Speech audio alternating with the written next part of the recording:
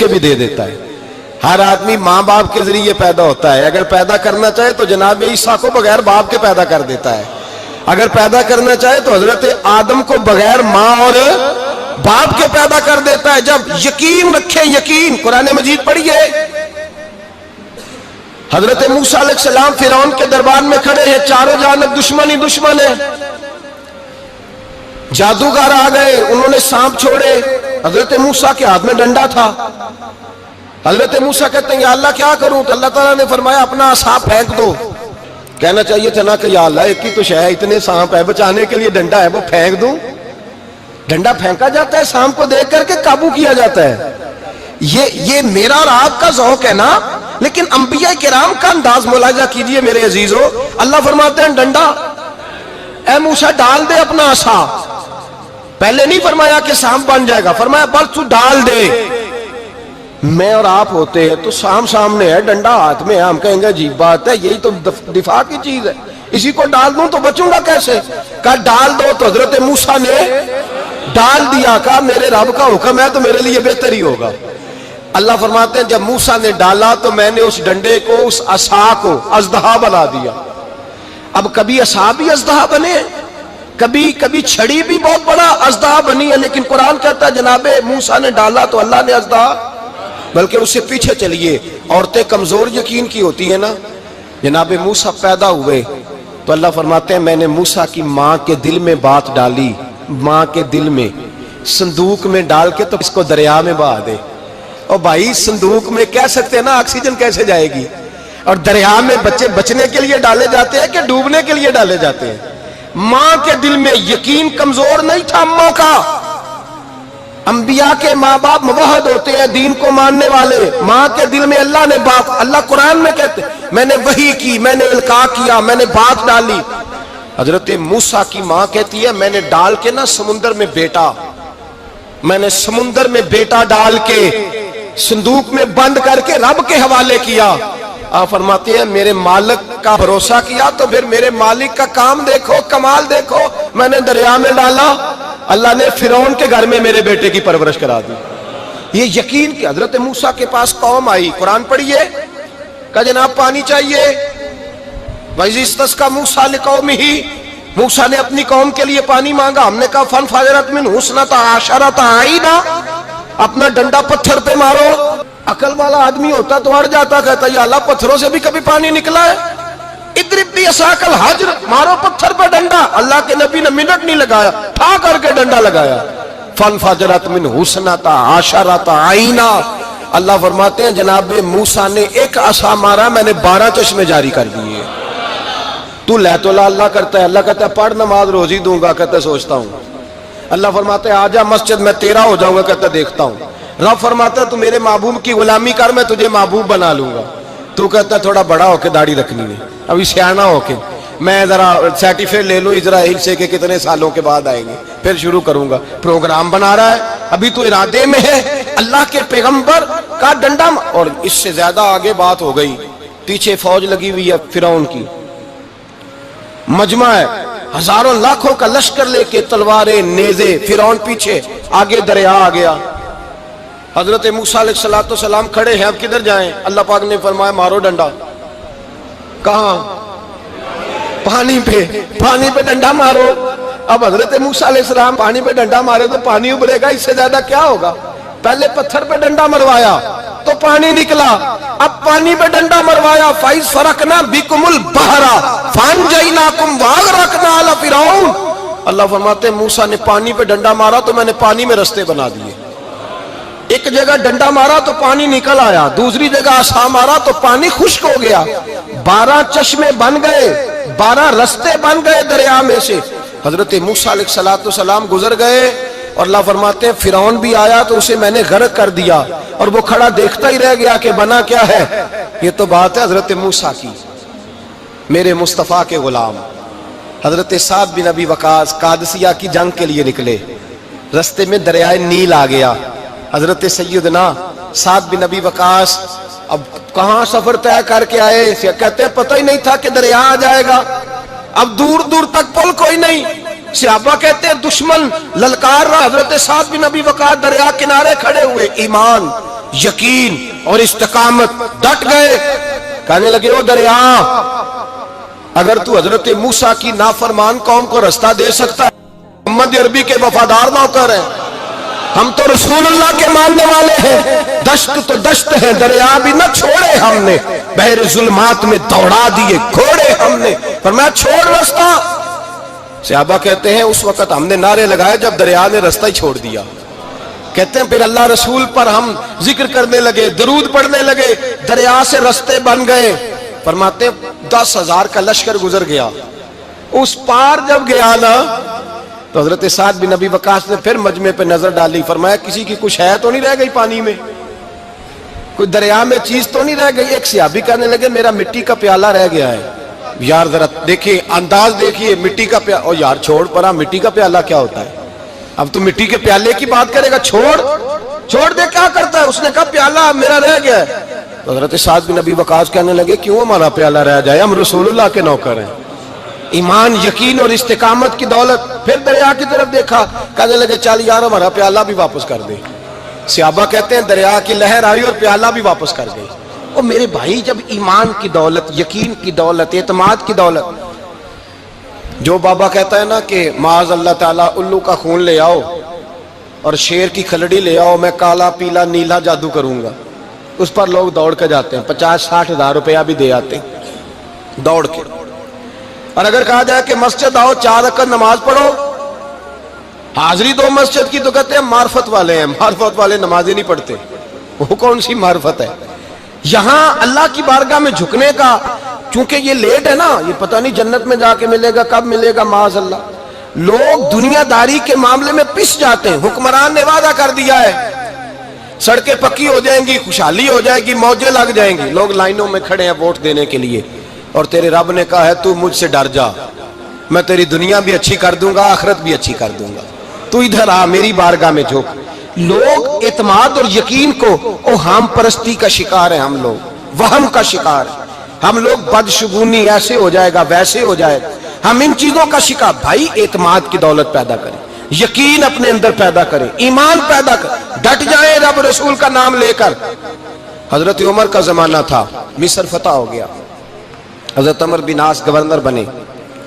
رواج یہ تھا مصر کے اندر کہ ایک دریا چلتا تھا، دریائے نیل، اور سارے مصر کا انحصار اسی دریا پہ تھا. فصلوں کو پانی بھی لگتا اسی سے، جانور بھی اسی سے پانی پیتے، کھیتیاں بھی اسی سے سیراب ہوتی.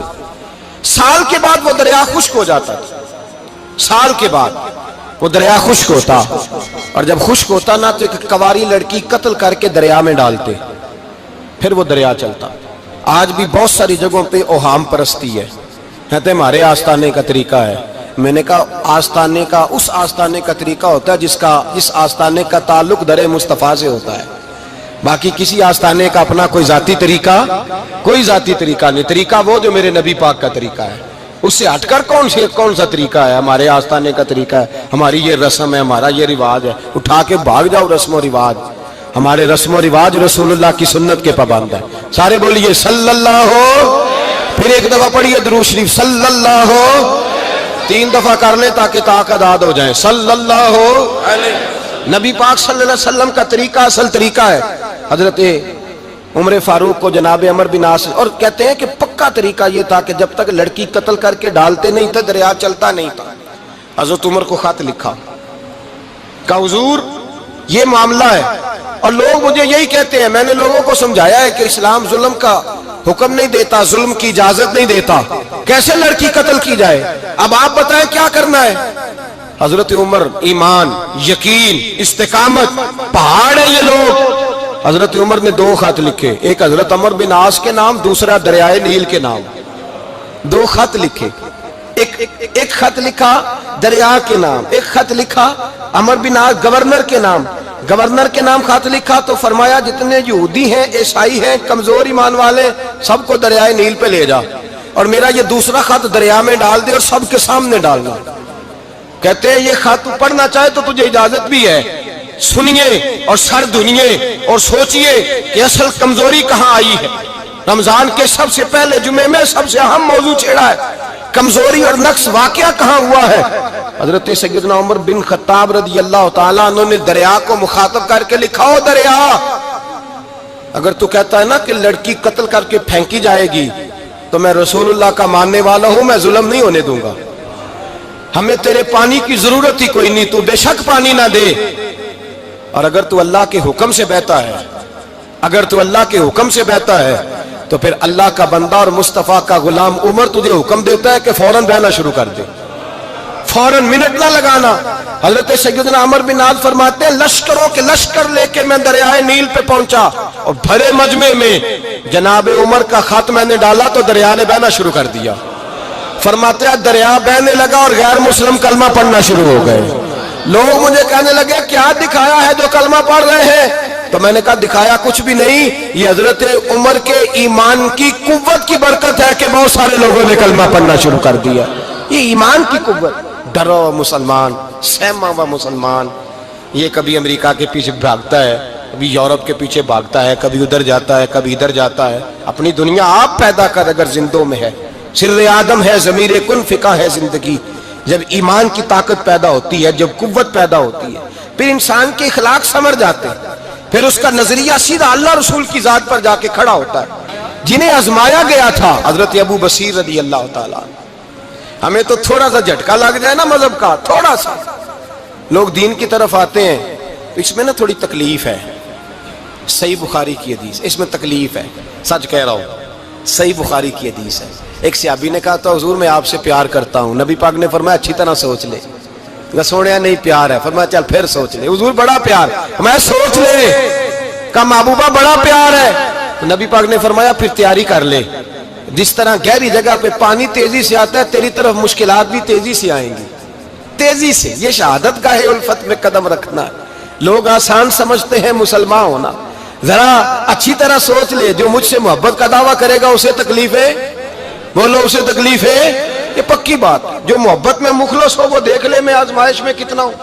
تو اگر کوئی کہتا ہے نہیں مذہب میں جائیں گے تو موجیں لگ جائیں گی، تو یہ بات درست نہیں ہے، یہ تو بڑا مشکل کام ہے۔ یہ تو اس سے پوچھو نا جو اس منصب پہ ہے، ایک کٹھن مرحلہ ہے، کٹھن۔ یہ شہادت گاہ الفت میں قدم رکھنا۔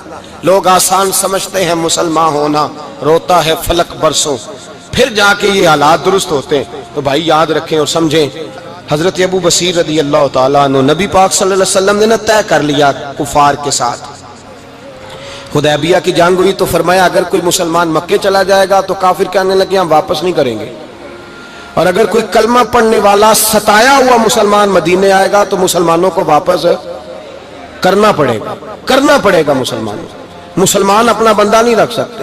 اور مسلمانوں کا کوئی شخص غلطی سے بھی مکے چلا گیا تو مکے والے واپس نہیں کریں گے۔ حضرت ابو بصیر رضی اللہ تعالیٰ عنہ صحابی تھے، باپ نے، بھائی نے، محلے والوں نے قید کیا ہوا تھا کلمہ پڑھنے کی وجہ سے، پیروں میں زنجیریں تھیں، بیڑیاں تھیں، کسی طریقے سے جیل توڑ کے دوڑے مدینے پہنچے۔ کہتے ہیں رستے میں کسی آدمی کے ساتھ گھوڑے پہ کچھ دیر بیٹھا پھر پیدل چلا۔ صحابہ کہتے ہیں اتنا دردناک منظر بڑا کم ہم نے دیکھا۔ ابو بصیر جس گلی سے گزرتے وہاں خون پھیل جاتا، ان کی ٹانگیں خون سے کٹتی، وہ زنجیریں بندھی ہوئی، در رسول پہ حضور میں بھاگ کے آیا ہوں۔ کہتے ابھی نبی پاک صلی اللہ علیہ وسلم ان کی بات سن ہی رہے تھے کہ پیچھے سے قریش کے 2 سپاہی بھی آ گئے، کہنے لگے یہ بھاگ کے آیا ہے اور آپ کا وعدہ تھا کہ آپ واپس کریں گے۔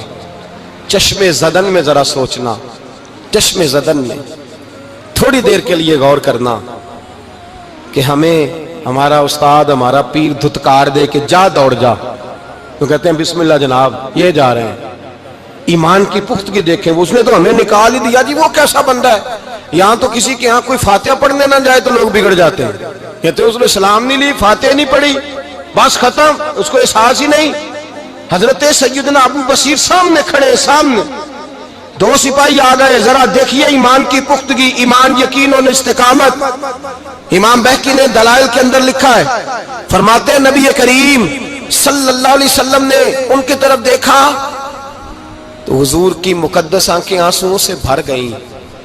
حضور نے فرمایا ابو بصیر تیری تکلیف مجھے نظر آ رہی ہے پر میں نے وعدہ کیا ہوا ہے، میں نے وعدہ۔ بھئی یہاں ڈٹ کے رہنا بڑا مشکل ہے، یہاں قائم رہنا بڑا کٹھن مرحلہ ہے۔ یہاں آزمائش کے موقع پر دین پر انہوں نے تو رکھا ہی نہیں، لوگ تانے دیتے ہیں، باتیں کرتے ہیں، رکھا ہی نہیں، تو پھر ان کا بنتا ہے۔ حضور نے فرمایا تجھے جانا پڑے گا۔ صحابہ کہتے ہیں پورے مدینے میں ایسے تھا جیسے سوگ کا سما ہو، جب وہ دو سپاہی حضرت ابو بصیر کو پکڑ کے لے جا رہے تھے تو وہ پلٹ پلٹ کے پیچھے دیکھتے تھے، پلٹ پلٹ، پیروں میں خون ہے، آنکھیں آنسوں سے بھری ہوئی۔ فرماتے ہیں جب وہ پلٹ رہے تھے تو مدینے کی گلیاں بھی رو رہی تھی۔ میرے نبی پاک جب وہ آنکھوں سے اوجھل ہو گئے تو حضور بیٹھ گئے زمین پہ، نبی پاک نے رونا شروع کر دیا۔ فرمایا اللہ تو نے اس شخص کی مدد فرمانی ہے، اس پر کرم کرنا ہے، اللہ اس کا خیال فرمانا، اس کے لیے دعا کی، حضور روئے۔ حضرت ابو بصیر باہر نکلے تو وہ جو کافر تھے نا وہ کہنے لگے تو بڑا بنتا تھا ان کا، انہوں نے تجھے رکھا نہیں، تجھے رکھا بھی نہیں۔ تو حضرت ابو بصیر نے تھپڑ مارا منہ پہ، کہنے لگے میں وہ نہیں جو تھوڑی سی بات سے بدل جاؤں، ایمان یقین اور استقامت کی دولت ملی ہوئی ہے۔ آپ فرمانے لگے میرا تو ایمان اور پختہ ہو گیا ہے کہ میرا نبی اپنے وعدوں کا بڑا پابند ہے، میرا رسول اپنے وعدوں کا بڑا پابند ہے۔ حضرت ابو بصیر کہتے ہیں مدینے کی سرحد گزر گئی تو میں نے کھینچی تلوار ان میں سے ایک سپاہی، اب آؤ میرے مقابلے میں جس نے آنا ہے۔ ایک کو مارا، دوسرا بھاگ گیا۔ فرماتے اب میں مکے جا نہیں سکتا تھا، جاؤں گا تو وہ زیادہ ماریں گے، مدینے حضور نے قبول نہ فرمایا۔ فرماتے ایک جنگل میں جا کے العیس نام کی ایک بستی تھی، وہاں ڈیرا لگا لیا، دریا کے کنارے، پانی پی لیتا، پتے کھا لیتا، تن تندور ہڈاں دا بالن تے اسی ہاواں نال تپایا، کپ کپ مکیاں پیڑے کیتے تے اتوں صبر پلیتھن لایا، تن دی ہانڈی تے من دا سالن اتے لون صبر دا پایا۔ غلام فریدا وے میں ساری تیری، غلام فریدا وے میں ساری تیری، تینوں اجے یقین نہیں آیا؟ فرماتے سالوں پتے کھائے، اب جو بھی وہاں سے تنگ ہوتا وہ میرے پاس آ کے پناہ لیتا، جس کو مکے والے مارتے میرے پاس آ کہتے تانے دینے والے آ کے کہتے ہو تم کس طرح کے نوکر ہو، تمہیں تو انہوں نے رکھا ہی نہیں۔ ہم نے کہا چپ کر جا، وہ ہمارے آقا ہیں، وہ ہمارے آقا ہیں، رکھیں تب بھی ٹھیک ہے، نہ رکھیں اللہ اکبر۔ ایمان دیکھو، قوت دیکھو، جیڑیاں خسماں دی وچ رضا وسن پاگ جاگ جاندے انہاں گولیاں دے تے میں گڈی ہتھ ڈور سجن دے، او جنج رکھے اونج رہنا ہے، واجب نہیں جے وچ شریعت مندہ خسم نو کہنا۔ فرمایا بس ٹھیک ہے، جس طرح حضور راضی ویسے ہی ہم راضی۔ حضرت ابو بصیر رضی اللہ تعالیٰ عنہ کے پاس 300 صحابہ کٹھے ہو گئے، 300۔ حضرت ابو بصیر جب مدینے کی سرحد سے گزر رہے تھے نا تو نبی پاک نے ایک آواز دی تھی، فرمایا ابو بصیر ایک وقت آئے گا کہ میرا پیغام تجھ تک پہنچے گا، ایک ٹائم آئے گا۔ حضرت ابو بصیر سے جب کوئی کہتا نا کہ زندہ کس بات پہ ہو تو فرمانے لگے مصطفیٰ کے فرمان پہ بڑا یقین ہے، بلاوا آئے گا، مجھے بلاوا، مجھے یقین ہے کہ مجھے بلاوا، بڑی امید ہے سرکار قدموں میں بلائیں گے، اور کرم کی جب نظر ہوگی مدینے، مجھے یقین ہے کہ مجھے بلاوا۔ حضرت ابو بصیر رضی اللہ تعالیٰ عنہ فرماتے ہیں کہ وقت گزرتا گیا، 300 لوگ کٹھے ہو گئے۔ جب کوئی مسلمانوں کا قافلہ مکے کے پاس سے گزرتا تو مکے والے لوٹ لیتے تھے، حضور نے بھی اجازت دی مدینے والوں کو، اگر ان کا قافلہ کوئی آئے تمہیں بھی حملے کی اجازت ہے، کفر کا مال مال غنیمت ہے۔ حضرت ابو بصیر کہتے ہیں جب بھی ہمارے قریب سے وہ رستہ تھا شام کی طرف جانے کا، جب بھی کافر گزرتے ہم ان کے قافلے پکڑ لیتے، لوٹتے، ہم بھی ان کو اس طرح کی سزا دیتے جو مسلمانوں کو دیتے تھے۔ فرماتے ہیں ان کا جینا محال ہو گیا، ہاتھ باندھ کے نبی پاک کی بارگاہ میں گئے، کہنے لگے یہ شک ختم فرما دیں اور آپ ان کو بلا لیں، بلا لیں۔ حضرت ابو بصیر فرماتے ہیں میں بوڑھا آدمی تھا، دن بھر میں کام کرتا، محنت کرتا، اس علاقے میں کھیتی باڑی کرتا، جب رات ہوتی تو میں کسی پہاڑ کے ٹیلے پہ بیٹھتا اور مدینے کی جانب منہ کر لیتا، اور میں انتظار کرتا بلاوا کب آئے گا، کب حضور کا پیغام آئے گا، میں انتظار کرتا۔ حضرت ابو بصیر رضی اللہ تعالیٰ عنہ بیمار ہو گئے، شدید بیمار، سخت بیمار تھے تو قریش نے شیخ ختم کی۔ حضرت ابو ہریرہ کہتے ہیں نبی پاک نے 2 صحابہ کو رکا دیا، فرمایا جاؤ اسے جا کے کہو آ جائے، اسے کہو آ جائے۔ صحابہ کہتے ہیں ہم پہنچے تو ان کا آخری وقت چل رہا تھا، آخری ہجکیاں تھیں، ایمان اور یقین دیکھو، آخری ہجکیاں۔ لوگ کہتے ابو بصیر وقت آ گیا، وہ کہتے ہیں نہیں ابھی وقت نہیں آیا، وقت تب آئے گا جب نبی پاک کا بلاوا آئے گا۔ حضور کا وعدہ تھا وقت تب آئے گا جب میرے نبی کا بلاوا آئے گا، بھی بلاوا نہیں آیا تو ابو بصیر کا وقت بھی نہیں آیا۔ صحابہ کہتے ہیں ہم نے جا کے رکا تھمایا، اٹھنے کی بھی طاقت نہیں تھی۔ جب حضور کا رکا لیا نا تو دونوں یوں مٹھیاں بند کر لی، گویا جھوم جھوم کے نعرے لگانے لگے آؤ دیکھو میرے نبی کے وعدے کتنے سچے ہیں، آؤ دیکھو حضور کے وعدے، چومتے حضور کا نامہ، سر پہ رکھتے، سینے سے لگاتے۔ اور کہتے ہیں پھر بلند آواز سے کلمہ پڑھنے لگے. کہنے لگے حضور میں حاضر ہوا. یا رسول اللہ میں آیا. کہتے ہیں بلند آواز سے کلمہ پڑھا اور ان کی روح پرواز کر گئی. ان کی روح پرواز کر گئی. نبی رحمت صلی اللہ علیہ وسلم کے غلاموں کا یقین، اعتماد اتنے اعلیٰ درجے کا. کمزور مسلمان، دائیں بائیں دیکھتا مسلمان، کفر کے وعدوں پر اعتبار کرتا، یہودی عیسائی اور سکھ کے وعدوں پر اعتبار کرتا، دنیا دار ٹھگ اور چور کے وعدوں پر اعتبار کرتا، یہ رب کریم کے وعدے پر اعتبار نہیں کرتا. یہ اللہ رسول کے ساتھ اپنی توجہ کو مبذول نہیں کرتا. میرے رسول کریم سید عالم صلی اللہ علیہ وسلم کے غلاموں نے اعتماد کر کے، یقین کر کے ہمیں بتلایا ہے کہ جب تیرے پاس یقین کی دولت ہوتی ہے پھر تو دنیا کا طاقتور آدمی ہوتا ہے. جب تیرے پاس ایمان کی قوت ہوتی ہے تو دنیا کا سب سے مضبوط شخص ہوتا ہے. اپنے آپ کو مضبوط کریں، اپنے اندر ایمان کی توانائی پیدا کریں. یہ جھوٹے وعدوں پر، جھوٹی تسلیوں پہ اپنے آپ کو زندہ نہ رکھیں. نہ دیکھیں دائیں بائیں کیا ہو رہا ہے، توجہ سیدھی اللہ رسول کی جانب رکھیں. مضبوط ایمان پیدا کریں، تگڑا دانائی والا.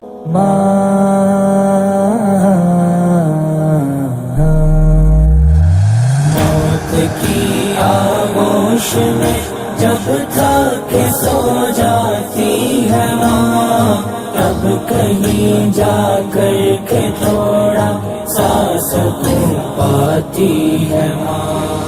فکر میں بچوں کی کچھ اس طرح کھل جاتی ہے ماں.